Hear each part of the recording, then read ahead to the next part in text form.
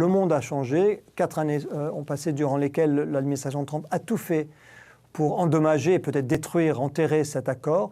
L'Iran a répondu après une période de patience stratégique, comme ils l'ont eux-mêmes appelé. Les dirigeants iraniens ont maintenant accéléré leur programme nucléaire. Et c'est vrai qu'il y a beaucoup d'obstacles, je ne veux pas du tout les sous-estimer. Mais une chose n'a pas changé. C'est l'équation, le calcul qui a été la motivation de l'accord de 2015. C'est-à-dire que du côté américain, ce qu'ils veulent, c'est que et du côté des autres pays qui ont négocié l'accord, le choix, c'est entre un Iran qui va développer et accélérer son programme nucléaire ou alors alléger les sanctions et mettre un plafond aux activités nucléaires iraniennes. Et c'est la même équation du côté iranien. Ils peuvent continuer leur programme nucléaire et alors ils feront face et à des sanctions et à la possibilité d'une frappe militaire. Donc, de la part de l'Iran comme de la part des autres pays qui ont négocié l'accord, les motivations n'ont pas changé.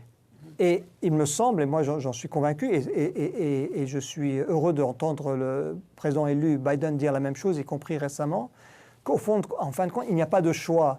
Soit on revient à l'accord nucléaire, soit on est dans une course où d'un côté on verra plus de sanctions et de l'autre on verra un développement du programme nucléaire iranien. Et au bout du compte, on fera face à la même équation, à la même situation, au même dilemme auquel a fait face le président Obama lorsqu'il a été élu en 2008, c'est-à-dire soit on permet à l'Iran d'accélérer son programme nucléaire et d'atteindre peut-être le seuil d'une bombe, soit on va devoir prendre une action militaire pour l'empêcher. Or, pour rompre ce dilemme, il n'y a qu'une voie, c'est la diplomatie, c'est l'accord de 2015. Maintenant, comme l'a dit Joe Biden, évidemment, ce n'est pas un accord parfait, ni pour ceux qui l'ont négocié du côté iranien, ni pour ceux qui l'ont négocié de l'autre.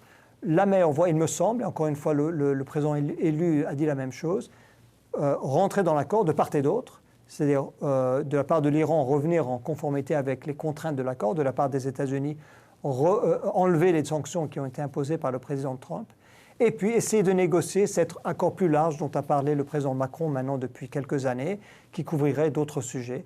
Négociations qui vont être extrêmement difficiles, ça j'en suis convaincu, mais qui seront sans doute nécessaires parce qu'on a bien vu la fragilité de l'accord de 2015.